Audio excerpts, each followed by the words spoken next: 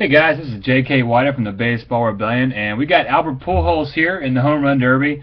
Another one of my guys that I chose in that last round, that last pick, and I picked him over Chris Bryant because I just felt like I thought he had a little bit of a better chance to pull a few more balls and stay out of the deep part of the field, because Chris Bryant traditionally more of a center field, left center field, right center field, gap to gap guy. And I thought Albert had a little bit more of a chance, and he was number 1 seed overall too, so I felt like he had something to prove going in there. But obviously he's a terrific hitter and doesn't have a whole lot of proof outside of what his numbers are throughout his career. But we picked this swing here, number 1, some of the best video we could find in such late notice, such short notice after the Home Run Derby, and it also shows one of his more interesting swings, and if you were paying enough attention you could tell.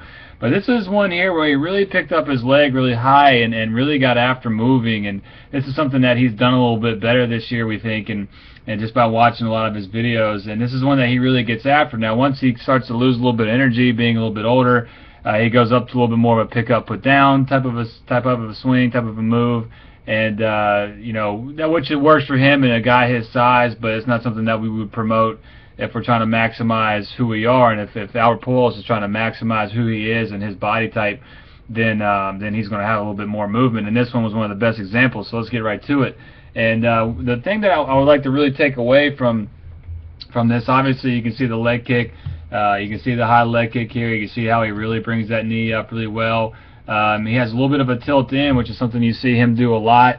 And again, something that a guy with his size can get away with a little bit of a posture thing right there. But I want you to really watch his head here. It's something that I can really show you guys and really enjoy to watch. Now he's going to move forward, obviously, as he goes to put his foot down. But watch how, as he rotates up to swing, how his angle of his head never really changes. Okay, so his ability to keep his camera in the same overall position, it's just a little further forward, so it's a little bit further down, is unbelievable. I mean, it's the same position back to back, he's just a little farther forward.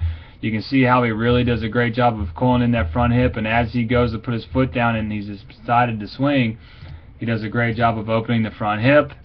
Okay, we can see everything opening right there, yet the shoulders still remain closed on the target, and this is a lot of torque he's generating here, and it's something you hear a lot of coaches talk about, how the hips aren't supposed to fly open. You're not supposed to fly open. Flying open is bad, but flying open is something you have to do. It's just you want to be able to train a player to do it at the right time. And as you can see with his head staying in the same spot, watch how his body, flies open. So at the point of contact here, we can see, you can see his belt buckle was pointed at the shortstop. His chest is up and pointed at the shortstop. And but you can see those eyes in his head really down behind the baseball. And this is, again, if we just watch the video, coaches, and we just watch the video, hitting instructors, the video tells us everything what these guys are trying to do. And this is one of his more aggressive hacks. You can see again with the leg kick and the move forward, opening up with the hips.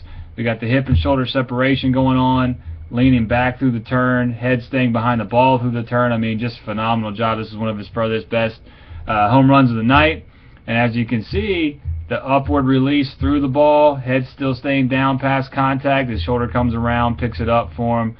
And one of the cool things that you see him do on this one is he actually comes up off of his front foot and kind of has this fall back. Now, he would have a low finish if he took 2 hands off the bat and he let the bat release down here by the catcher, but he doesn't really have to do that again with his size. It's not something he has to promote for himself to get that full turn, because, let's be honest, he could take a 3/4 turn and still hit it further than most of us.